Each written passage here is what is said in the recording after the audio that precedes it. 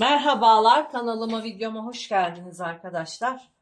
Bugün viskon kumaştan düşük kollu belden lastikli bir bluz dikeceğiz arkadaşlar. Kumaşımı 4 kat yaptım. Açık kenarlar burada, kapalı kenar burada.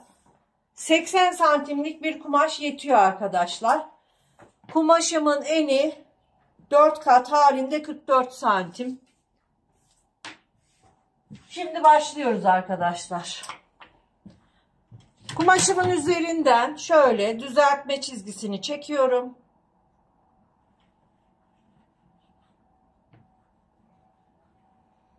Evet. Arka ve ön birlikte çalışacağız. 10 santim ense yapıyorum. 10 santim şöyle omuz için işaret bırakıyorum. Ve bu bıraktığım işaretten aşağıya 4 santim işaretliyorum. Bluzum düşük kol olacak. Fakat bu 4 santimden geçerek omuz eğimi vereceğim. O yüzden omuzu aldık. Şu şekilde omuz eğimi de veriyorum. Omuz başından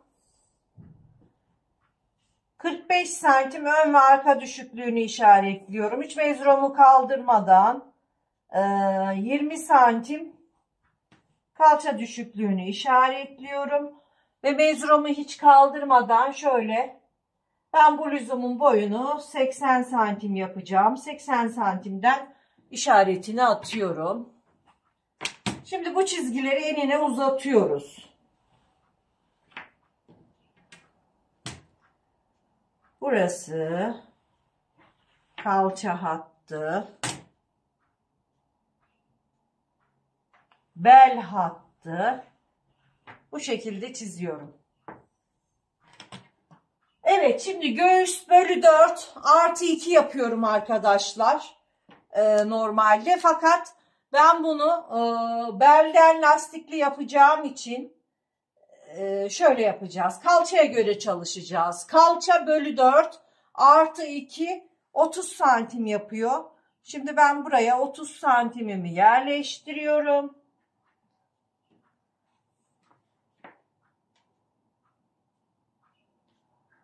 Bele de 30 santim, kalçaya da 30 santim ve bitmişimize de 30 santim vererek burayı düz bir şekilde çiziyorum.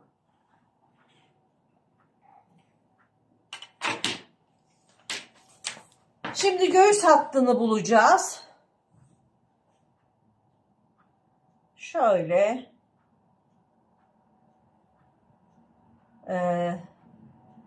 şuradan kol evi için 22 santimi işaretliyoruz ve göğüs hattımız bura oluyor. Fakat düşük kol olacağı için şöyle yapalım. Omuzdan sonra burası 24 santim veriyor. Ben şöyle kol düşüklüğünü 20 santimden işaretliyorum. Cetvelimi buraya yerleştiriyorum. Bakın dik açı yaparak cetvelimi şöyle yerleştirip eğimli bir kol çizgisi çiziyorum. Ve kol açıklığını rahat olması için şöyle 21-22 santimden işaretini atıyorum.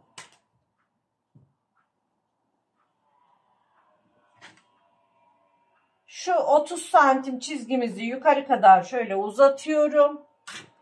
Ve burada bakın şuradan bir kol düşüklüğü çiziyorum.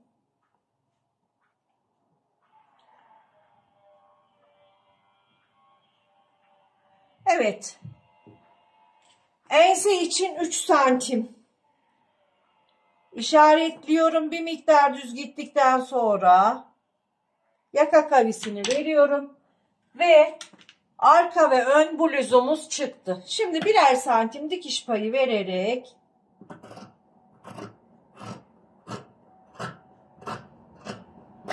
kesiyorum.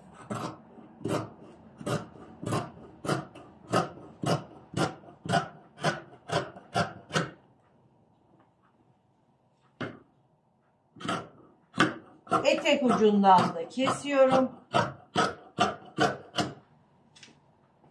Gördüğünüz gibi. Buradan da 1 santim dikiş payı vererek kesiyorum. Her ne kadar ters de gelse.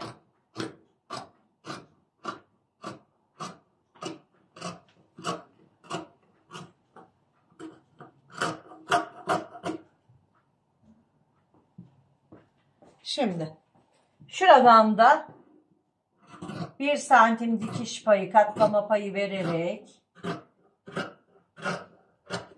kolumuzu kesiyoruz.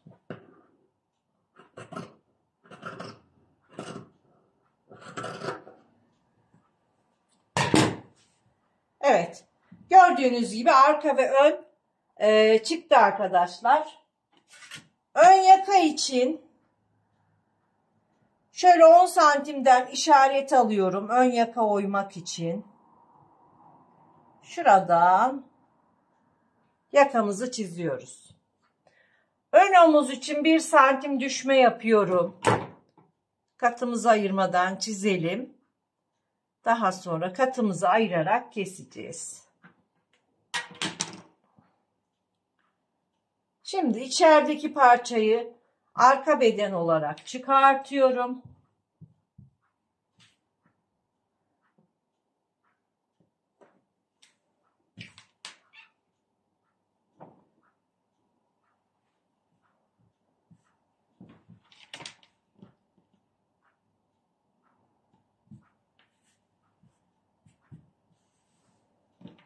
Evet, şimdi yakamızı ön beden için oyuyoruz.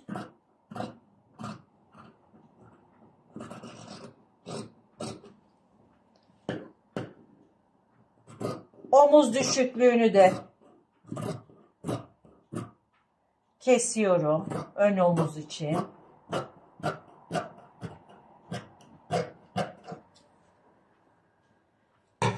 Evet. Şimdi bluzumu açıyorum. Şöyle ölçüyoruz. Ters yüzünü çeviriyorum. Ve 30 santimden 30 şöyle 28'den yapalım. 28'den işaretliyorum. 28'den de burayı işaretliyorum. Şimdi 28'den işaretliyoruz ama 2'ye katlayacağım. Nereye geldiğine bakacağım. Çünkü orayı ayarlamam gerekiyor. Ters yüzünden böyle katladım. Şimdi ben bluzumu şöyle dikeceğim. Şuraya da lastik geçireceğiz arkadaşlar. Bakalım bluzumuzun boyu ne kadar kalıyor. Bitmiş hali. Evet. 65 santim. Gayet güzel. Evet. Ön bedenimi çizdim. Arka bedenimi de çiziyorum. Tersinden. Tersinden 28 santim gayet güzel geldi. Şöyle. Şöyle.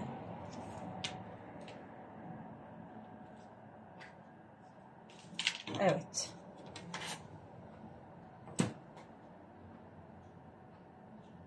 ...80 santimlik bir kumaştan... ...gayet güzel şık bir... ...bluz çıkıyor arkadaşlar. Evet. Şimdi dikime geçiyoruz. Öncelikle omuzları dikmekle başlıyoruz.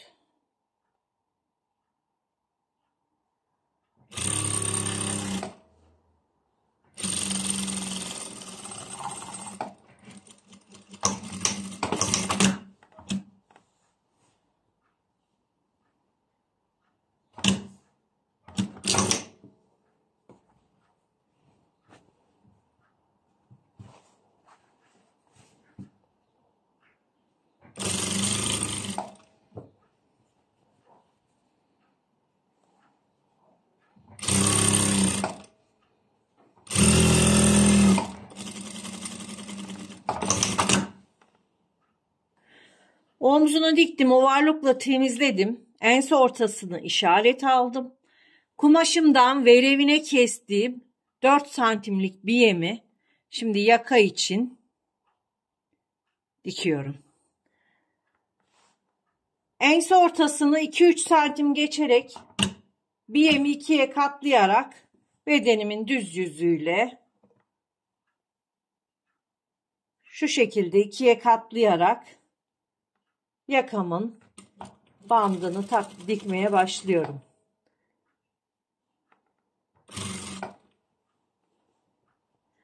Overlock dikişini arkaya doğru yatırıyoruz.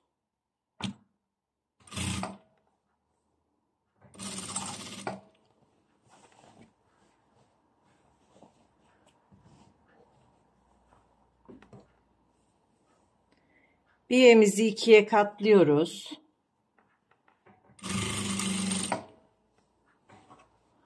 Bedenimizi dikiyoruz.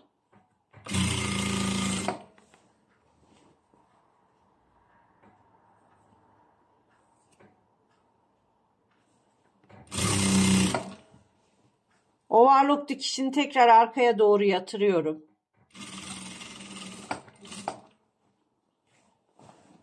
Önümüzü dolandık ve arkaya geliyoruz.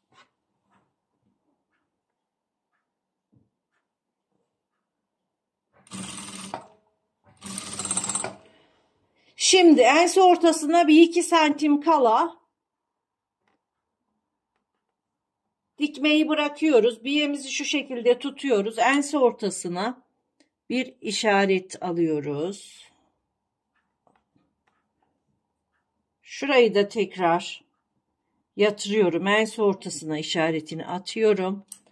Ve buralardan birer santim dikiş payı bırakarak kesiyorum.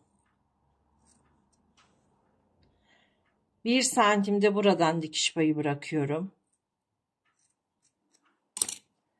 Kesiyorum.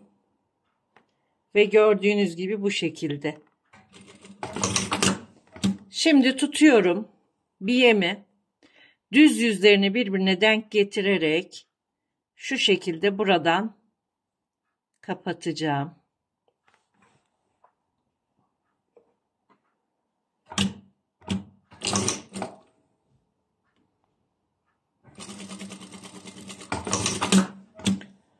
Şimdi tırnağımla tırnak ütüsü yaparak bu dikişi açıyorum.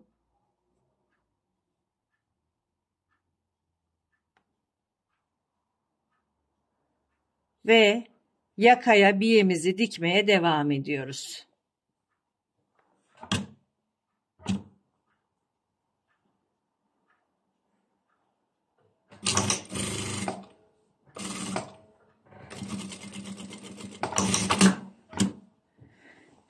Şimdi buralara küçük birer çıt atıyorum ve fazla olan paylarını kesiyorum arkadaşlar. Evet, yakamın fazla paylarını bu şekilde temizliyorum.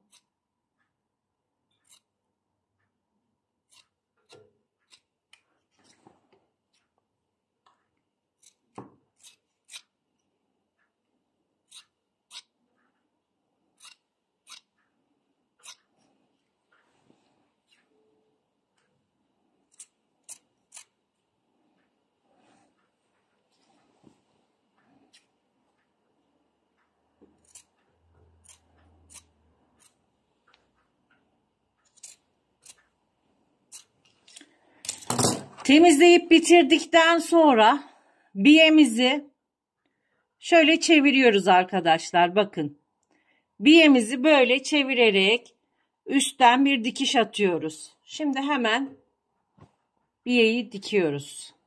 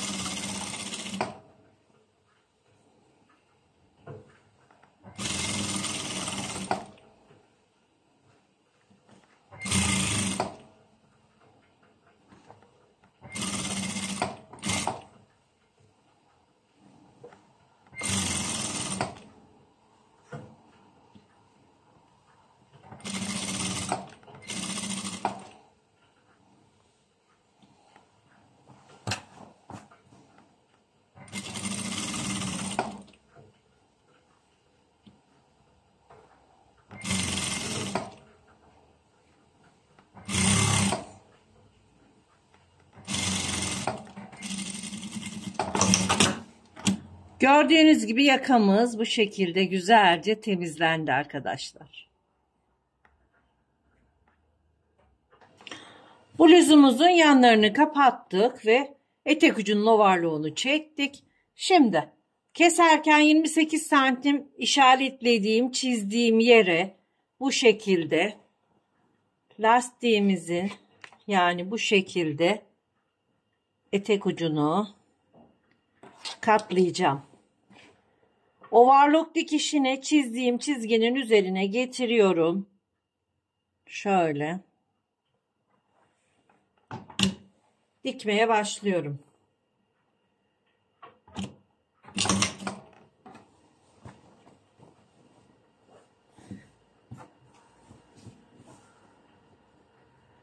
Bakın çizgimiz burada.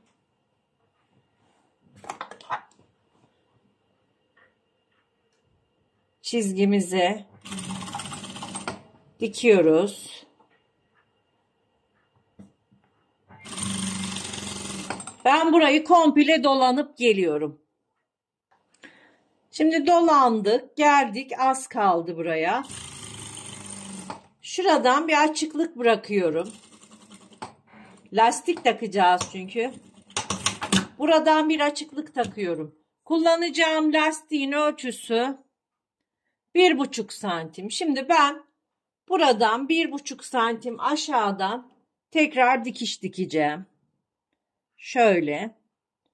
Bakın diktiğim dikişin aşağısından 1,5 santim işaretleyerek bu şekilde uçkur evi oluşturmak için, yani buraya lastik takabilmek için burayı tekrar dolanacağım.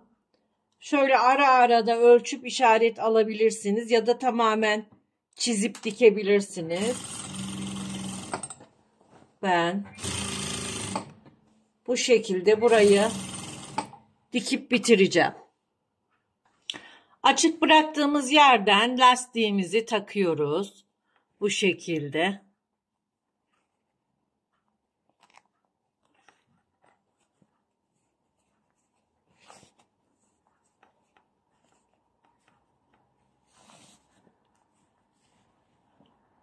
Ben şimdi lastiğimi buraya takıyorum. Lastiğimin ucunu dikiyorum. Bakın bu şekilde lastiğimizi takıyoruz. Lastiğimin ucunu dikip bluzumun bitmiş halini paylaşıyorum arkadaşlar. Evet arkadaşlar.